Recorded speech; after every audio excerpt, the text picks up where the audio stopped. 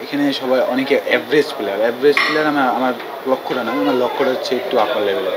আমি যেন ক্রিকেট বাংলাদেশের জন্য 15-20 বছর ধরে খেলতে চাই এবং আমি চেষ্টা করবো যে শুধু এটা যশোরের জন্য না, আমি যাতে চেষ্টা করবো যে দেশের যে সেরা সেরা প্লেয়ার তাদের সাথে আমি কেমনে ওই লেভেলে, ইন্টারন্যাশনাল লেভেলে এবং ওয়ার্ল্ড লেভেলে আমি চেষ্টা করবো যে ওইটাকে কেমনে আর কি বিট করা যায়। কারণ কি সে আমার বড় ভাই, অ্যাজ এ বা মানে বড় ভাই অ্যাজ এ কোচ এখন, যে তাকে বিট দেওয়ার চেষ্টা, এটা এক চ্যালেঞ্জের বিষয়। আমার সঙ্গে আজ খুব স্পেশাল একটা মানুষ আছে, যারা দ্বিতীয়বার বাংলাদেশ যুব এশিয়া কাপ চ্যাম্পিয়ন হয়।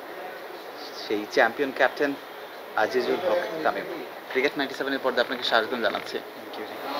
আমাদের 3 তামিম আছেন, তামিম ইকবাল, তানজিদ হাসান তামিম, আজিজুল হাকিম তামিম। 3 জন তামিমই বাম হাতি ব্যাটার, কিন্তু আজিজুল হাকিম তামিম তিনি কিন্তু ডান হাতি ব্যাটার থেকে বাঁ হাতি ব্যাটার হয়েছেন। সেই গল্পটা আসলে কেমন ছিল? আমি যখন আমি ফার্স্ট টাইমই রাইটই ছিলাম। তো ছোটোবেলায় আমার একটা খালাতো ভাই ছিল, উনি আর কি আমাকে যে রাইটি থেকে লেফটি করে, আমি তখন ছোটো অনেক, তো আমার অতটাও খেয়াল নাই, বাট যতটুকু মনে আছে উনি আমাকে শিখাইছিল যে লেফটি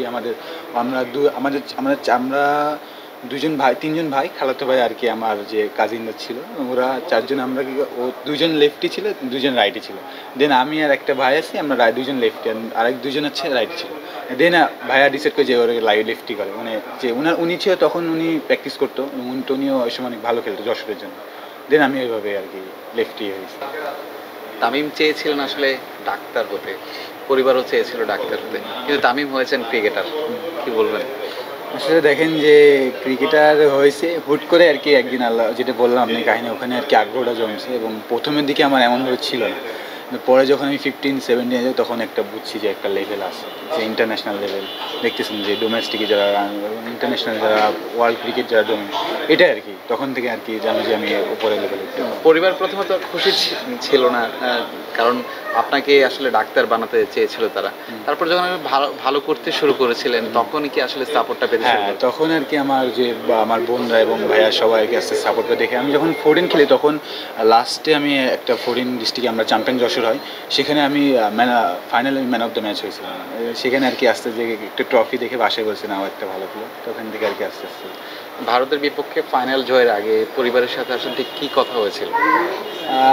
যতদূর মনে আছে আমার কথা হয়েছিল যে ভারতের বিপক্ষে, যে আমার ভাইয়ের সাথে এই বিষয়ে কথা হয়েছিল যে ওদের সাথে যে জিততে হয় আমাদের অ্যাগ্রেশনে জিততে হবে এবং অ্যাটিটিউডে জিততে হবে, কারণ ওদের সাথে মাইন্ডসেট একটা ব্যাকআপ মাইন্ডে আছে আমাদের প্ল্যান, বাট ওদের সাথে জিততে গেলে ওরা দেখবেন যে ওরা একটু অন্যরকম, ওদের মাইন্ডসেট একটু অন্যরকম, ভিন্ন রকম অ্যাগ্রেশন এবং মানে বডি ল্যাঙ্গুয়েজ ওদের অন্যরকম। সো ওদের সাথে ডিফেন্ড করতে হলে আপনি এইসব বিষয়ে বডি ল্যাঙ্গুয়েজ এসব করতে হবে।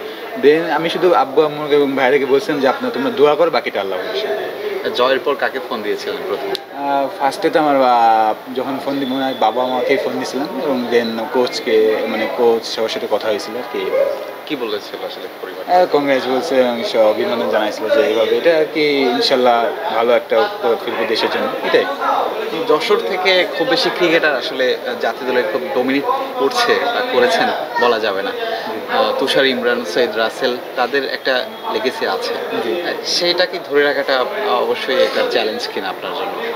দেখেন যে আমাদের যে তুষার ইমরান ভাই এবং সৈয়দ রাসেল ভাই, তারাও ন্যাশনাল টিমে খেলছে, এবং তুষার ইমরান ভাই আপনি জানেন রান রেকর্ড যেটা আছে আমাদের ফার্স্ট ক্লাস ক্রিকেটে, এটা অনেক বেশি, এবং আমি চেষ্টা করবো যে ওইটাকে কেমনে আর কি বিট করা যায়। কারণ কি সে আমার বড় ভাই, মানে বড় ভাই অ্যাজ এ কোচ এখন, যে তাকে বিট দেওয়ার চেষ্টা, এটা এক চ্যালেঞ্জের বিষয়, এবং তারা যেটা পায়নি আমাকে সেটা পূরণ করতে হবে আর কি বাংলাদেশের জন্য। এবং আমি চেষ্টা করবো যে শুধু এটা যশোরের জন্য না, আমি যাতে চেষ্টা করবো যে দেশের যে সেরা সেরা প্লেয়ার তাদের সাথে আমি কেমনে ওই লেভেলে, ইন্টারন্যাশনাল লেভেলে এবং ওয়ার্ল্ড লেভেলে খেলতে পারবো।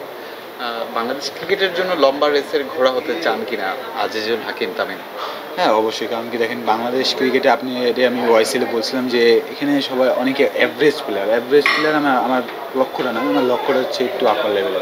আমি যেন ক্রিকেট বাংলাদেশের জন্য 15-20 বছর ধরে খেলতে চাই, ওই 1 থেকে 2টা ম্যাচ খেললাম চলে আসলাম, আমি চাইতেছি 20 বছর 15 বছর আমি কঠোর করতে হবে। সিনিয়র তামিম ভাইয়ের সঙ্গে আসলে কথা হয়েছিল কিনা? সিনিয়র টাইম যেটা কথা হয়েছিল ওনার সাথে আমার মিরপুরে হয়তো আমাদের কথা হয়েছিল, সবাই একসাথে আমরা ছিলাম 19-এ যাওয়ার আগে। উনি জাস্ট বলছিল যে তোমরা বেশি কিছু এখন শুধু এনজয় করো ক্রিকেটটা, জাস্ট এভাবে খেলো, এটা আল্লাহ ভরসা। আজিজুল হাকিম তামিম, আপনি অনেক মূল্যবান সময় দিয়েছেন, অনেক অনেক ধন্যবাদ। বেস্ট অফ লাক, শুভকামনা, সব কিছু আপনার জন্য। বাংলাদেশ ক্রিকেটের future. Thank you so much.